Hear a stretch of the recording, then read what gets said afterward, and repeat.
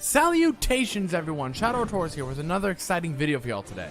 Today we have an intriguing topic at hand, the 5 dumbest misconceptions in Naruto Powerscale. But before we dive into the discussion at hand, I want to take a moment to remind you guys to show some love to the channel by liking, commenting, and subscribing. As well, don't forget to hit the notification bell to stay updated on my future uploads. Now let me make one thing clear right from the start. This video is not intended to belittle or mock the Naruto Powerscaling community. In fact, I have immense respect for the passion and dedication of fans who engage in these debates. However, during my own experiences of listening in and participating in such debates, I couldn't help but notice a few misconceptions that are simply too amusing to ignore. So get ready, and without further ado, let's jump into the video and explore the 5 dumbest Naruto Powerscaling misconceptions. Let's jump right in with the first misconception I'm eager to debunk, the notion of light speed in Naruto and when exactly Naruto achieves such speeds. Now, I have come across numerous individuals who believe that Naruto only attained light speed when he obtained 6 Paths Sage Mode. Their reasoning often stems from a statement in the data books regarding Madara's Light Fang technique. However, their perception conveniently overlooks the plethora of other light speed statements found in the guidebooks.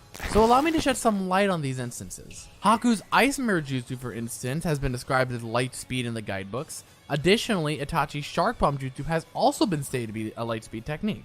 Moreover, the Anbu, an elite group of shinobi, are reputed to move at light speed in the databooks, and let's not forget about the Raikage, who is also acknowledged in the databooks to be moving at near light speed as well.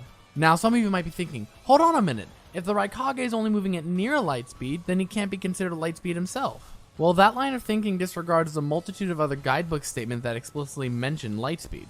It would be rather foolish to dismiss these statements while focusing on solely one instance. This argument that Naruto only achieved light speed upon obtaining 6 Paths Sage Mode is not only illogical, but is often employed by those who undermine Naruto's power. But let's jump into the second misconception. Now, the second misconception that needs to be addressed is Naruto's strength by the end of the series. It is a common belief among many fans that Naruto becomes a planet buster by the end of the series. This notion is often supported by a scene where Kaguya attempts to destroy her entire dimension using a massive truth-seeking orb. However, there is a significant flaw in this line of thinking. The crucial point to consider is that in one of Kaguya's other dimensions, we can clearly observe the presence of a star. This raises an important question.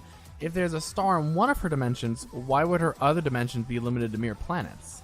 Furthermore, another dimension she has features a moon, further indicating her dimension should be far larger and more expansive than mere planetary bodies. Now you might be wondering just how large these dimensions are. Well, the guidebooks reference her dimensions as universes, so take that as you will. It's also worth mentioning that some individuals argue that Kaguya didn't create her own dimensions, casting down her abilities. However, let's not forget the guidebooks explicitly state that she does have the power to create dimensions, therefore we have no valid reason to assume that she did not play a role in their creation. With that, we conclude our second category of misconceptions. Now let's dive into our third one. Now let's dive into our third misconception, which actually originates from a well-known power scaler in the Naruto community. This misconception revolves around the power scaling of Pain, the leader of the Akatsuki. Now there are some who would argue that Akatsuki members like Kakuzu, Kisame, and others are stronger than Pain.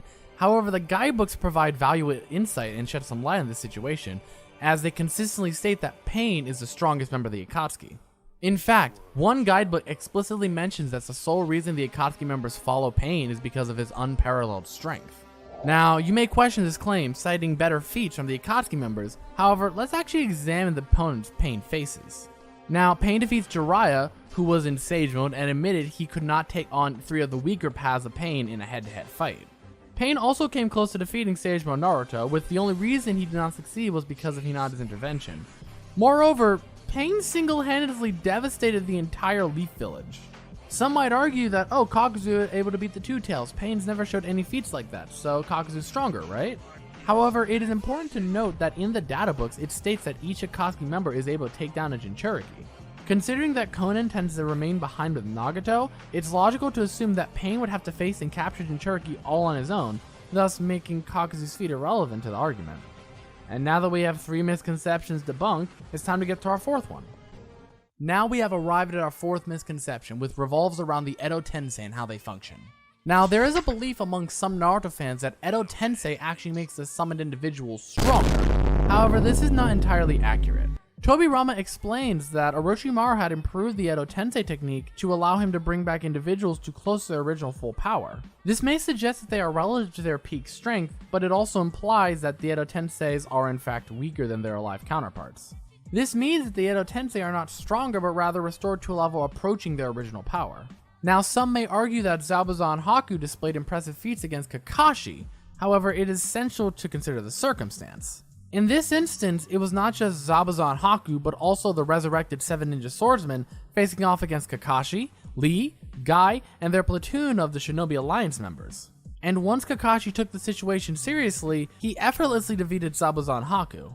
This reinforces the notion that the Edotensei, as utilized by Kabuto and Orochimaru, tends to make individuals reanimated somewhat weaker than their original lives. And now, my friends, we have reached the final misconception on our list. And now we have arrived at our final misconception of the video, which revolves around the versus matchup between Madara and Itachi. It is astounding to think people actually think Itachi can win this fight, and I just have to ask, what can Itachi do to win this fight? Let's examine the facts here. Madara was able to effortlessly react to and repel KCM2 Naruto, showcasing incredible speed and power. On the other hand, Itachi was only able to keep up with and engage KCM1 Naruto. We also cannot forget the fact that he also fought Hashirama, the god of shinobi, which is very impressive. It genuinely baffles me that some people believe Itachi could beat Madara. The vast gap in power and respective performances in battle makes it clear that Madara would have an overwhelming dominant advantage against Itachi. Thank you all for joining me on this adventure, and remember, good luck in all your power scaling endeavors.